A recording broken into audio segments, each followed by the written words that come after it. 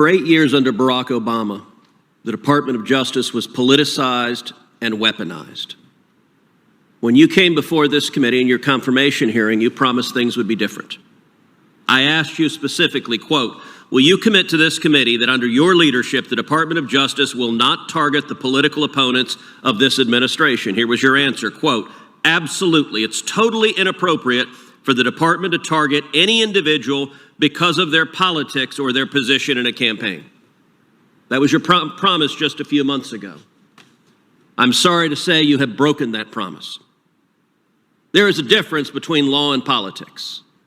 And General Garland, you know the difference between law and politics. Law is based on facts. It is impartial. It is not used as a tool of political retribution. This memo was not law. This memo was politics. On Wednesday, September 29th, the National School Board Association wrote a letter to the president asking the president to use the Department of Justice to target parents that were upset at critical race theory, that were upset at mask mandates in schools, to target them as domestic terrorists. On the face of the letter was in repeated consultation with the White House, an explicit political consultation with the White House. That was on Wednesday, September 29th. 5 days later, on Monday, so right after the weekend, boom, you pop out a memo, giving them exactly what they want.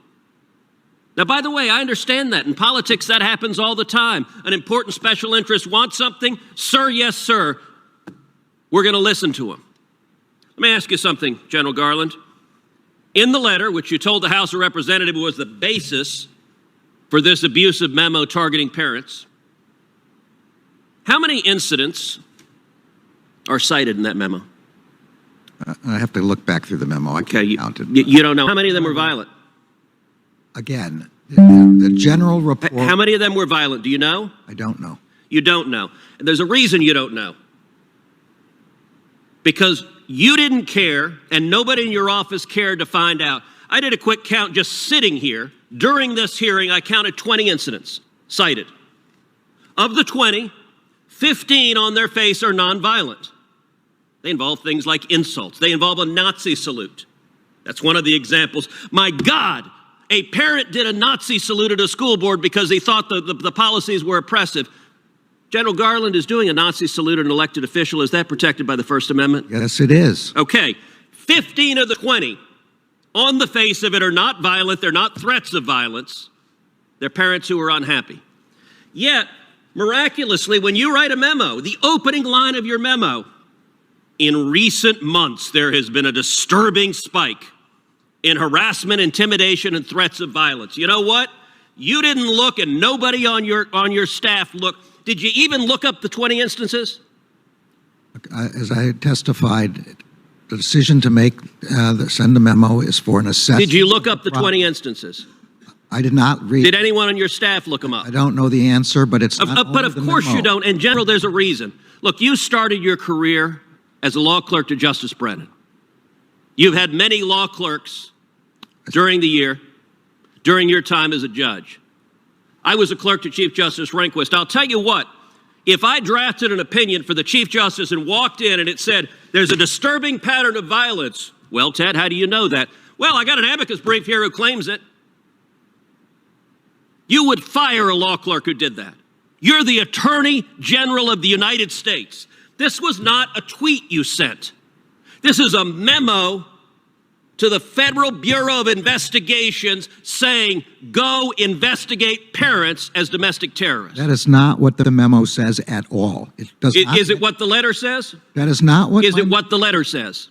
I don't care what the letter says. You don't care. You said it was the basis of your memo. You testified under oath before the House of Representatives. The letter was the basis of your memo. Now you don't care about the letter? The letter and public reports of violence and threats of violence. My memo says nothing about domestic terrorism, says nothing about parents committing any such things. My memo is an attempt to get an assessment of whether there is a problem out there that the federal government needs to resolve. The letter on its face says the actions of the parents could be the equivalent to a form of domestic terrorism. And that is wrong. And asks the president to use the Patriot Act in regards to domestic terrorism directed at parents. This was the basis of your memo. My memo. The Department of Justice, when you're directing the FBI to engage in law enforcement, you're not behaving as a political operative because a political ally of the president says, hey, go attack these parents because we don't like what they're saying. Department of Justice, you did no independent research on what was happening, did you? The memo has nothing to do with partisan. Did you do independent research? The memo has. Did you do independent research? The memo has nothing to do. Okay, you're with not answering that politics. question. You've testified you know nothing about the violent sexual assault that happened in Loudoun County, even though it's one of the bases in this letter. I read about it since then. Okay. You told the House last week you knew nothing about it. Not know at the time, no. Okay. This week, the court concluded that a 14-year-old girl was violently raped by a boy wearing a skirt in the girls' restroom. The school district covered it up, released the boy, sent him to another school where he violently raped another girl. The father, who Mr. Hawley just showed you, was the father of the first girl. He was understandably, do you understand why a parent would be upset when your daughter is raped at school, the school board covers it up, and then lies to you and claims there have been no assaults, we have no instances of assaults in our bathroom, and that was a flat-out lie, as the court concluded this week. Do you understand why the parent would be upset? Absolutely, and any expressions of upset are completely protected by the First Amendment. Except you just called him a domestic terrorist. I never called him that. That's not correct. This letter calls him a domestic terrorist. You based a direction to the FBI, an official direction from the Attorney General, on this letter, and I'll tell you what, the NSBA is so embarrassed of this letter, they've apologized for it and retracted it, but you don't apparently have the same willingness to apologize and retract what you did. Let me ask you something else. A big part of this letter is that they're upset about parents not wanting critical race theory taught. Your son-in-law makes a very substantial sum of money from a company involved in the teaching of critical race theory. Did you seek and receive a decision from an ethics advisor at the Department of Justice before you carried out an action that would have a predictable financial benefit to your son-in-law? This memorandum is aimed at violence and threats of I just violence. asked a question. Did you seek an ethics opinion? It has no predictable Did you effect seek on- an ethics opinion? It has no Did you seek an ethics opinion? Judge, you know how to ask questions and answer them. Did you seek an ethics opinion? You asked me whether I sought an ethics opinion about something that would have a predictable effect on something. This has no predictable effect in the way that you're talking about. So if critical race theory is taught in more schools, does your son-in-law make more money? This memo has nothing. If critical race theory is taught in more schools, does your son-in-law make more money? Yes or no? This memorandum has nothing to do with critical race theory. Will you answer or if you any sought an other ethics kind opinion? of curriculum. Will you It has- answer if you sought an ethics I am opinion? answering the best I can. Yes or no? Did you seek an ethics opinion? This memorandum has Did nothing. you seek an ethics opinion? This memorandum has nothing to do with. General, are you critical race refusing to answer if you sought an ethics theory. I am opinion? telling you that there's no possible. So you're saying no. Just answer it directly. You know how to answer a question directly. Did you seek an ethics opinion? I'm telling you that if I thought there was any reason to believe there was a conflict of interest, I would do that, but I cannot. Why do you imagine refuse to answer a the question? conflict Why of won't you interest. just say no? I'm sorry. You're not going to answer the question? I'm sorry. Ask the question again.